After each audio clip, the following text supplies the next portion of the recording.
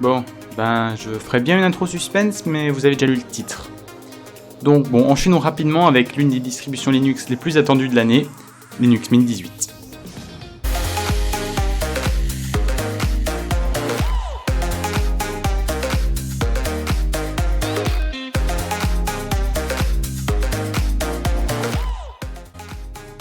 Alors, comme beaucoup d'entre vous le savent, je suis un grand fan de la distribution mentholée, et c'est donc avec grande impatience que j'ai attendu que cette distribution sorte. Donc on va tout de suite passer à la présentation, je suppose que vous connaissez déjà tous cette distribution, et on va direct passer aux nouveautés. Donc elle est basée sur Ubuntu 16.04 LTS, donc les nouveautés sous le capot, c'est les mêmes que pour Ubuntu. Donc si vous voulez savoir ça, allez voir la vidéo sur Ubuntu. Mais on va quand même s'intéresser aux petites nouveautés spéciales Linux Mint, Cinnamon. Et on va commencer par l'interface. Cinnamon 3 est sorti et apporte plein de nouveautés. La gestion des fenêtres est maintenant plus efficace et dispose de plus d'options. Les menus et les fenêtres disposent de petites animations rendant l'expérience d'utilisation plus fluide.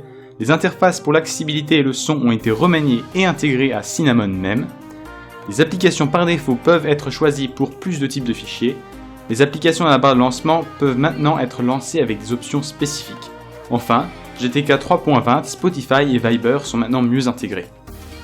Voilà pour les petites nouveautés Cinnamon, donc rien que des petites nouveautés esthétiques. Et puisqu'on est dans l'esthétique, parlons du nouveau thème, Mint Y. Plus moderne et angulaire, il donne un coup de jeune à toute la distribution qui n'a maintenant plus rien à envier visuellement à Windows ou OS X. A noter que ce nouveau thème n'est pas activé par défaut, mais peut facilement l'être à partir du menu thème. Le système de mise à jour, déjà excellent, a été remodelé pour l'être encore plus clair.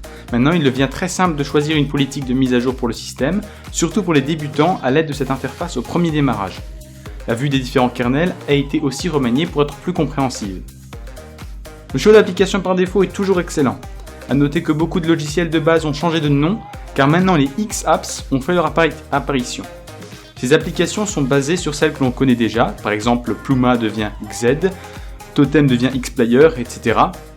Et le but de ces dernières est d'être sobre et cohérente en présentation de manière à fonctionner et à s'intégrer dans tous les environnements de bureau, d'intégrer du support pour le nouveau matériel, notamment les écrans à haute densité de pixels, d'apporter le maximum de fonctionnalités intuitives et être rétrocompatible avec les distributions Linux plus anciennes.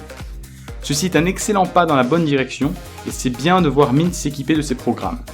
La performance est toujours excellente et la traduction est, elle aussi, magnifiquement bien faite. Je n'ai réellement rien à dire contre cette distribution, elle est selon moi la meilleure distribution Linux adaptée à presque tous les usages et utilisateurs.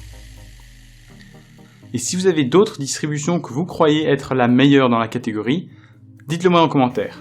Laissez vos commentaires, suggestions et questions dans la zone des commentaires et moi je vous dis à la prochaine.